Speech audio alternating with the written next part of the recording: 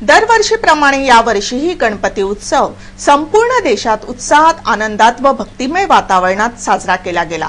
ज्याप्रमाणे वाजत गाजत ढोल ताशाच्या गजरात बाप्पाचे आगमन झाले, त्याच वातावरणात 10 दिवसाच्या पाहुणचारानंतर अखेर भाविकांनी लाडक्या गणरायाला भावपूर्ण निरोप दिला।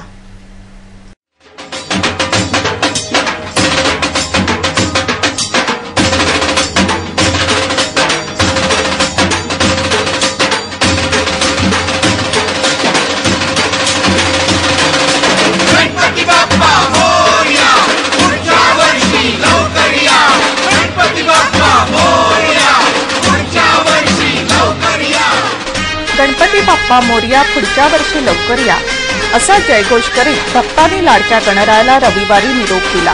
10 दिवस गणपतीची स्थापना करून त्याची पूजा अर्चा करून अखेर अनंत चतुर्दशीच्या दिवशी भक्तांनी वाजत गाजत फटाक्याच्या आतिषबाजीत व ढोल ताशाच्या गजरात गुलालाची उधळण करीत गणपतीला निरोप दिला। यावेळी घरगुती व सार्वजनिक गणेशोत्सव मंडळाच्या गणरायाला निरोप देण्यात आला। पनवेल शहरात व आजूबाजूच्या परिसरात गणेश विसर्जनाची धामधूम पाहावयास मिळाली। यावेळी तरुण तरुणी अबालवृद्धांनी विसर्जन मिरवणुकीत सहभाग घेतला होता। तसेच गणपती बाप्पाचा अखेरचा निरोप घेण्यासाठी श्रद्धाळू नागरिकांनीही गर्दी केली होती। ही आहेत पनवेल परिसरातील गणपती विसर्जनाची काही क्षणचित्रे।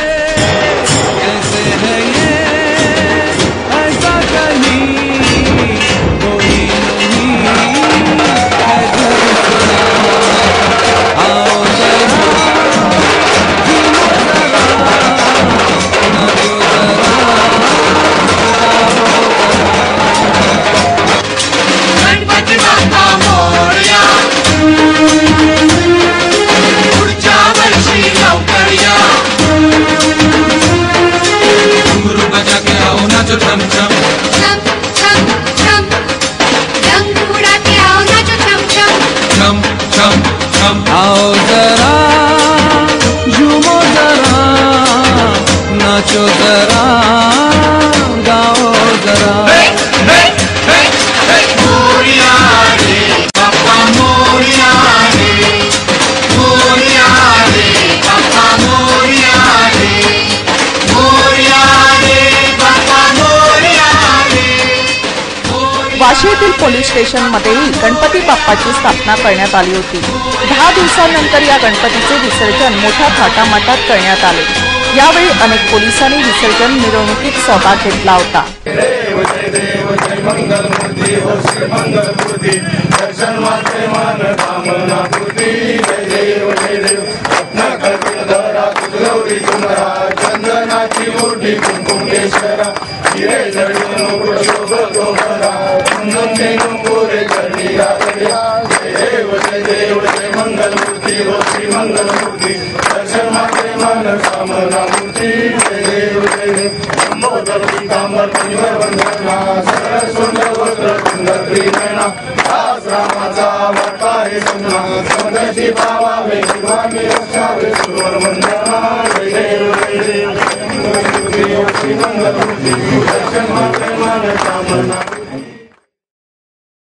तसेच वाशी सेक्टर 7 येथेही श्री गणेशाच्या लहान मूर्त्या विसर्जन घाटावर पोहोचत होत्या। यावेळी एका श्रद्धाळू महिलेशी आमच्या प्रतिनिधींनी बातचीत केली व त्यांची प्रतिक्रिया जाणून घेतली। ये बताया कि जिस तरह से 10 दिनों से आप लगातार भगवान गणपति की पूजा अर्चना की है, अब विसर्जन करने आ गई है नदी पर, तालाब पर, तो कैसा महसूस कर रही है आप फिलहाल? ऐसा तो लगता नहीं जाना चाहिए कभी इन्होंने हमारे घर से, बट अब एक है प्रथा तो भेज रहे हैं और कुछ नहीं है। जी बहुत बहुत हम सुबह से मन तो है नहीं पर एक प्रथा है तो भेज रहे और कुछ नहीं। जी बहुत बहुत शुक्रिया। सानपाडा येथे सार्वजनिक गणेशोत्सव मंडळाने विठ्ठलाच्या प्रतिकृतीसारखी गणेश मूर्ती स्थापन केली होती। विसर्जन मिरवणुकीत ही मूर्ती सर्वांचे लक्ष वेधून घेत होती। 10 दिवस सुरू असलेला गणेशोत्सव निर्विघ्नपणे पार पडल्याने पोलिसांनी सुटकेचा निश्वास टाकला आहे। ही आहेत नवी मुंबई परिसरातील गणेश विसर्जन मिरवणुकीची काही क्षणचित्रे।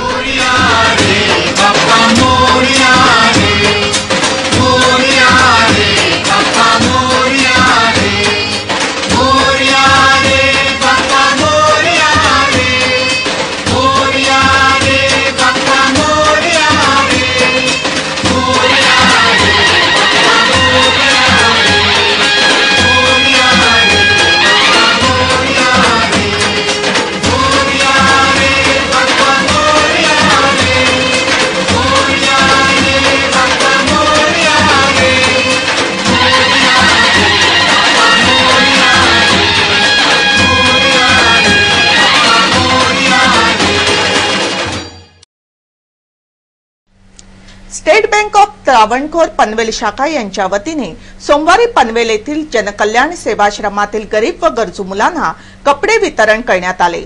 या प्रसंगी बँकेचे कर्मचारी मोठ्या संख्येने उपस्थित होते।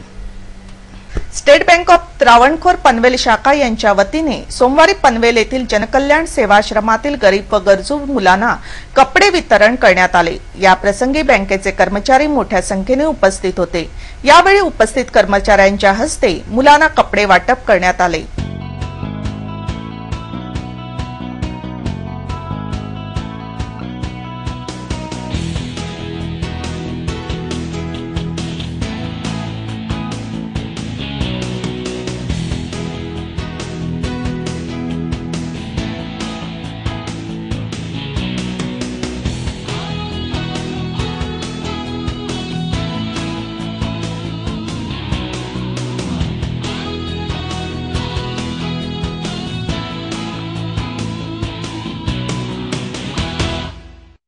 या कार्यक्रमाविषयी बँकेच्या सदस्यांनी अधिक माहिती दिली। हमको इतना खुशी की बात है कि पनवेल में इतना अच्छा आश्रम चल रहा है और इतना लोगों को फ़ायदा भी मिल रहा है। हम तो सोच भी नहीं सकते था। अभी हम आया, हम देखा, अभी हमको मालूम पड़ा क्या सर्विस हो रहा है। It is really great thing in such thing going in Panvel. सार्वजनिक बांधकाम विभागाने बीओटीनुसार अनेक रस्त्याच्या बांधकामाचा ठेका प्रायव्हेट कंपन्यांना दिले आहेत। खासगी कंपन्या रस्त्याची निर्मिती करून टोल वसूल करीत आहेत, परंतु अशा खासगी कंपन्या रस्त्याचे काम पूर्ण झाल्यानंतर रस्त्याच्या दुरुस्तीकडे दुर्लक्ष करीत असल्याने प्रवाशांना व वाहनधारकांना याचा नाहक त्रास सहन करावा लागतो। सार्वजनिक बांधकाम विभागाने बीओटीनुसार अनेक रस्त्यांच्या बांधकामाचा ठेका प्रायव्हेट कंपन्यांना दिले आहेत। खासगी कंपन्या रस्त्याची निर्मिती करून टोल वसूल करीत आहेत, परंतु नवीन तयार केलेले रस्ते जर नियोजित वर्षापूर्वीच खराब झाले अथवा खड्डे पडले तर त्याची संपूर्ण जबाबदारी या खासगी कंपन्यांच्या ठेकेदारांवर असते। परंतु अशा खासगी कंपन्या रस्त्याचे काम पूर्ण झाल्यानंतर रस्त्याच्या दुरुस्तीकडे दुर्लक्ष करीत असल्याने प्रवाशांना व वाहनधारकांना याचा नाहक त्रास सहन करावा लागतो। पनवेल तालुका अंतर्गत कोण रसायनी रस्त्याची अवस्थाही अशाच प्रकारे झाल्याने स्थानिक रहिवाशांनी याबाबत तक्रारी दाखल केल्या होत्या, परंतु या रस्त्याची ठेकेदार कंपनी भारत उद्योग लिमिटेड यांनी नेहमीच नागरिकांच्या समस्येकडे दुर्लक्ष केले। त्यामुळे स्थानिक झेडपी सदस्य जीवन म्हात्रे यांनी आमदार विवेक पाटील यांना या संदर्भात माहिती दिली। त्यानुसार आमदार विवेक पाटील यांनी भारत उद्योग लिमिटेडच्या चेअरमनशी पत्रव्यवहार करून रस्त्याची डागडुजी करण्याची मागणी केली। शनिवारी झेडपी सदस्य जीवन म्हात्रे यांनी भारत उद्योग लिमिटेड प्रशासनाचे अधिकारी उमेश पवार यांची भेट घेऊन निवेदन दिले व लवकरात लवकर रस्त्याची दुरुस्ती करण्याची मागणी केली। पूर्ण रासायनिक रस्त्यासंदर्भात जे रस्ता खराब झालेला आहे त्या संदर्भात निवेदन देण्यासाठी आम्ही सर्वजण जमलो होतो आणि त्यांना जर हा रस्ता त्यांनी येत्या 10 दिवसात जर रस्ता दुरुस्तीचं काम पूर्ण केलं नाही तर आम्ही आमच्या शेतकरी कामगार पक्षाच्या वतीने आमदार साहेबांच्या नेतृत्वाखाली सदरचं टोल हा बंद करण्याच्या विचारात आहोत आम्ही आणि तसं आंदोलन छेडणार आहोत। तरी यांनी त्वरित हा 10 दिवसाच्या आत रस्ता दुरुस्त करण्याचं काम करण्याचं आश्वासन दिलेलं आहे, अन्यथा आम्ही आमच्या पद्धतीने शेका पक्षाच्या पद्धतीने हे आंदोलन छेडणार आहोत। या प्रसंगी उमेश पवार यांनी रस्त्याच्या दुरुस्तीचे आश्वासन देऊन लवकरच या रस्त्याचे काम पूर्ण केले जाईल असे सांगितले। आत्ताच माझ्याकडे गजानन माळी साहेब, जीवन म्हात्रे साहेब, जगदीश पवार साहेब यांनी आमदार साहेबांचं एक निवेदन मला पर्सनली हँडओव्हर केलेलं आहे आणि त्याच्यामध्ये रस्ता विदिन 10 दिवसामध्ये कंप्लीट झालाच पाहिजे कुठल्या परिस्थितीमध्ये असं त्यांनी या पत्रात लिहिलेलं आहे। तरी मी त्यांना आत्ता आश्वासन देतो आहे की तुमचं हे आजचं निवेदन मी आजच्याच चेअरमनच्या पुढे फुटअप करतो आणि त्यांना रिक्वेस्ट करतो तर त्यांची जी सूचना आहे, त्यांची जो मागणी आहे ती 10 दिवसात त्यांनी पूर्ण करावी अशा तुमच्या वतीने मी तुम्हाला आश्वासन। सुकापूरचे सरपंच एकनाथ भोपी यांनी सरपंच पदाची धुरा सांभाळल्यापासून सुकापूरच्या विकासासाठी त्यांनी अनेक योजना राबविल्या आहेत व सुकापूर परिसरातील रहिवाशांच्या समस्या जाणून त्या सोडविण्यासाठी ते नेहमीच प्रयत्नशील असतात। रविवारी सरपंच एकनाथ भोपी यांनी सुकापूर येथील साक्षी पार्क सोसायटीचा दौरा करून येथील नागरिकांच्या समस्या जाणून घेतल्या। सुकापूरचे सरपंच एकनाथ भोपी यांनी सरपंच पदाची धुरा सांभाळल्यापासून सुकापूरच्या विकासासाठी त्यांनी अनेक योजना राबविल्या आहेत व सुकापूर परिसरातील रहिवाशांच्या समस्या जाणून त्या सोडविण्यासाठी ते नेहमीच प्रयत्नशील असतात। रविवारी सरपंच एकनाथ भोपी यांनी सुकापूर येथील साक्षी पार्क सोसायटीचा दौरा करून येथील नागरिकांच्या समस्या जाणून घेतल्या। साक्षी पार्क येथील रहिवाशांना अनेक समस्यांना सामोरे जावे लागत असल्याने सरपंच एकनाथ भोपी यांनी येथील रहिवाशांना भेटून चर्चा केली व त्यांच्या समस्या जाणून घेतल्या व त्या लवकरात लवकर सोडविण्याचे आश्वासन दिले। त्यामुळे साक्षी पार्क येथील रहिवाशांनी सरपंच एकनाथ भोपी यांचे आभार मानले आहे। बहुतेक वेळा आपण हे बघितलं असेल की एखादा झरा एखाद्या नदीकडे जातो, नदी समुद्राकडे जाते, पण इथं प्रवाह उलटा आहे, समुद्र झऱ्याकडे आलेला आहे। हे इथं आवर्जून मला सांगावंसं वाटतं की लोकांना समस्या घेऊन आम्ही आजपर्यंत हाच अनुभव घेतला की समस्या घेऊन आम्ही जातो, समस्याचं निराकरण होत नाही। पण इथं तुमची काय समस्या आहे हे विचारण्यासाठी स्वतः सरपंच साहेब येत आहेत, हे आमचं भाग्य कमी आहे। की आमची सर्वांची रिक्वेस्ट आहे की ज्या कंडिशनमध्ये आम्ही घरं घेतली होती ती कंडिशन थोडीशी एवढी खास नव्हती। रोड चांगले नव्हते, लाईटचा प्रॉब्लेम होता, पाण्याचा प्रॉब्लेम होता। तर तुम्ही आता पुढे आलात त्यामुळे मी आमच्या 8 बिल्डिंगच्या तर्फे तुमचे आभार मानतो आणि तुम्ही जे काय आमच्यासाठी काही सुखसोयी करा किंवा तुम्हाला काही हे लागेल ते आम्ही तुमच्याशी मदत करायला तयार आहोत। आणि माझी एकच रिक्वेस्ट आहे, मी याच्यासाठीच बोलायचं ठरवलं की आम्ही तुमच्याबरोबर आहोत, जे काय तुम्हाला हेल्प लागेल ते करा। या प्रसंगी सरपंच एकनाथ भोपी यांनी नागरिकांना आवाहन केले की नागरिकांच्या कोणत्याही समस्या असतील तर त्या सोडविण्याचा प्रयत्न आमच्याकडून केला जाईल। तर आम्ही ग्रामपंचायत चालू घेतली तेव्हा 12 लाख रुपये कर्ज होतं ग्रामपंचायत, ते कर्ज फेडूनही पुढे चालू आणि ग्रामसभेला तुम्ही लोक न आले मुला तुमची समस्या शिल्लक राहिली का तर उद्या किंवा परवाच्या पेपरला 1 कोटी 8 लाखाचे आपण टेंडर काढलेले, कुठल्या ग्रामपंचायतमध्ये तालुक्यामध्ये काढलेले नाही, तर आपण पहिलीच ग्रामपंचायत असायची सुभापूरची त्या 1 कोटी 8 लाखाचे टेंडर काढले आणि 10 दिवसात सामान्य ती राहिलेली कामं पूर्ण झाली। पुण्यनगरीला आपण दिलेले आहेत, उद्या किंवा परवाच्या पेपरला येईल, 1 महिन्यात पुन्हा आचारसंहिता नगरपालिकेची झाली। तर आमच्या जे लक्षात आले ती कामं आम्ही टाकली, आता जी राहिली असतील ती किरकोळ्यामध्ये करून घेऊ, कारण आपण किरकोळ 50 लाखाची कामं असे घेऊन ठेवलेले राहिलेले किरकोळ असतील समस्या अर्ध्या येतील ती लाईटचं काम चालू केले, उद्या चालू लाईट तीच लाईट आपली।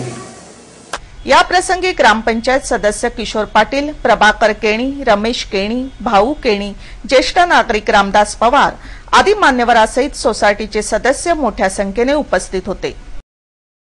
भारतात 30 लाखापेक्षाही जास्त लोक आंधळे आहेत, त्यांना नेत्रदानाने दृष्टी मिळू शकते, परंतु आतापर्यंत 3 ते 4 लाख नागरिकांनी मरणोत्तर नेत्रदान केले आहे। 120 कोटी लोकसंख्या असलेल्या भारतातही ही संख्या खूपच कमी आहे। आजही अंधश्रद्धा, धार्मिक रूढी परंपरा व अज्ञान यामुळे नेत्रदान करणाऱ्यांची संख्या खूपच कमी आहे। मरणोत्तर नेत्रदात्यांच्या संख्या वाढविण्यासाठी जनजागृती होणे आवश्यक आहे। पनवेलमधील लक्ष्मी नेत्रपेढीच्या वतीने 25 ऑगस्ट ते 8 सप्टेंबर या जागतिक नेत्रदान पंधरवड्यानिमित्त रायगड जिल्ह्यात नेत्रदान जनजागृती मोहीम यशस्वीरित्या राबविण्यात आली। 25 ऑगस्ट ते 8 सप्टेंबर या काळात भारतभर नेत्रदान पंधरवडा राबवला जातो। हा पंधरवडा साजरा करण्याचे मूळ उद्दिष्ट सर्वसामान्यांमध्ये नेत्रदानाबद्दल जनजागृती करणे। डॉक्टर हळदीपूरकरांच्या लक्ष्मी नेत्रपेढीद्वारे सालाबादप्रमाणे यावर्षी जोमाने दररोज ठिकठिकाणी नेत्रदानाबद्दल व्याख्याने व चर्चासत्रे आयोजित करण्यात आली होती। पंधरवडा सुरू होण्यापूर्वी 1 महिना आधीपासूनच वेगवेगळ्या कंपन्या, ज्येष्ठ नागरिक संघ, महिला मंडळ व कॉलेजमध्ये चर्चासत्र घेतली गेली। माणगाव, नागोठणे व अलिबाग येथील जवळजवळ 135 जणांनी दृष्टी संदेश दाता म्हणून प्रशिक्षण घेऊन त्या विभागात काम सुरू केले। तसेच महाडमधील 3 व पोलादपूरमधील 3 अशा 6 MBBS डॉक्टरांनी डॉक्टर सुजाता दाभाडकरांच्या नेतृत्वाखाली लक्ष्मी नेत्रपेढीचे बुबुळाचे तज्ज्ञ डॉक्टर विश्राम संगीत यांच्याकडून डोळे काढण्याचे प्रशिक्षण घेतले। यामुळे आता महाड, पोलादपूर, माणगाव विभागातून लक्ष्मी नेत्रपेढीला खूपच मोठे सहकार्य मिळत आहे। संपूर्ण रायगडमध्ये कार्यरत असणारे ऑप्थॉल्मिक ऑफिसर्स यांनीही प्रशिक्षण घेऊन जिल्हा अंधत्व निवारण समिती लक्ष्मी नेत्रपेढीला सहकार्य देईल असे आश्वासन दिले। लायन्स क्लब अलिबाग, वाशी, महाड यांनीही नेत्रदानाच्या या कार्यात आपली जबाबदारी उचलायची तयारी दाखवून सातत्याने काम करण्याचे कबूल केले। दहीहंडी उत्सवात अनेक मंडळांनी पथनाट्ये, नेत्रदानाचे मेसेज छापलेले टी शर्ट घालून प्रसार केला। यावेळेस प्रसार माध्यमांनी याला चांगली साथ दिली। पनवेल उरणचे आमदार विवेक पाटील यांनी नेत्रदानाचा प्रसार करणारे 5000 स्टिकर छापून आपला वाटा उचलला आणि म्हणूनच रायगड, नवी मुंबईमध्ये लक्ष्मी नेत्रपेढी महाराष्ट्राला मानाचे स्थान मिळवून देण्यात यशस्वी झाली आहे। संपूर्ण महाराष्ट्राला पनवेलमधून नेत्र पुरवण्याचा मानस लक्ष्मी नेत्रपेढीचा आहे आणि म्हणूनच मानवतेच्या या कामात सामाजिक बांधिलकी असलेल्या सुसंस्कृत व सुजाण नागरिकांकडून सातत्याची व सहकार्याची अपेक्षा आहे। नेत्रदान हे श्रेष्ठदान आहे आणि तेही मेल्यानंतर करायचे असल्याने कोणीही घाबरून जाण्याचे कारण नाही।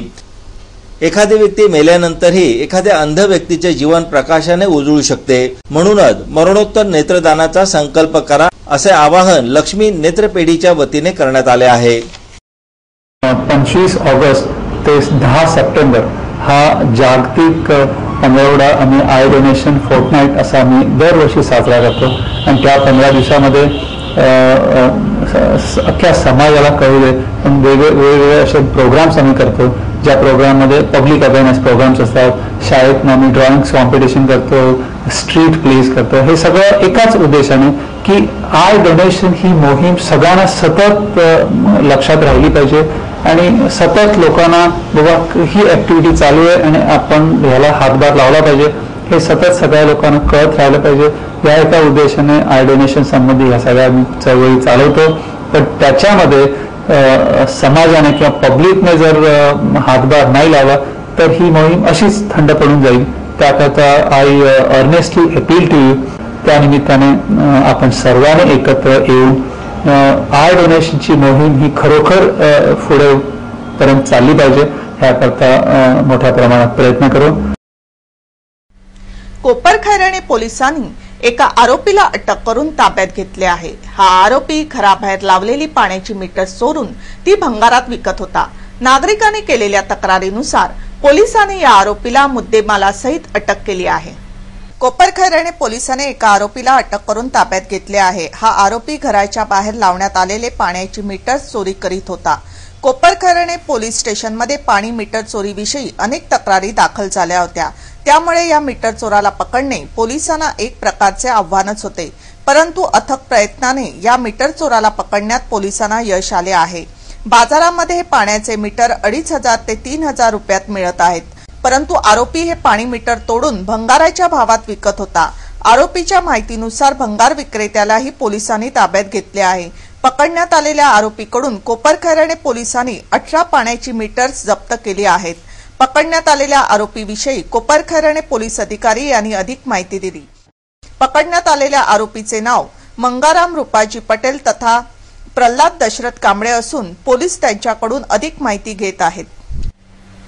कर्नाळा आज तकच्या बातमीपत्राबाबत आपणास काही माहिती द्यायची असेल, काही सूचना करायच्या असतील किंवा जाहिराती संदर्भात कृपया संपर्क करा। आमचा पत्ता आहे संपादक रमेश भोळे, कर्नाळा आज तक कार्यालय, गेट नंबर 2, गाळा number 9A, Karnala sports academy Panvel.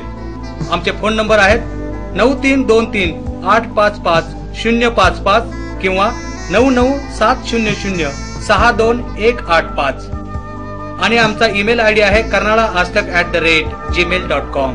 पुन्हा एकदा नजर टाकूया आजच्या काही ठळक घडामोडींवर।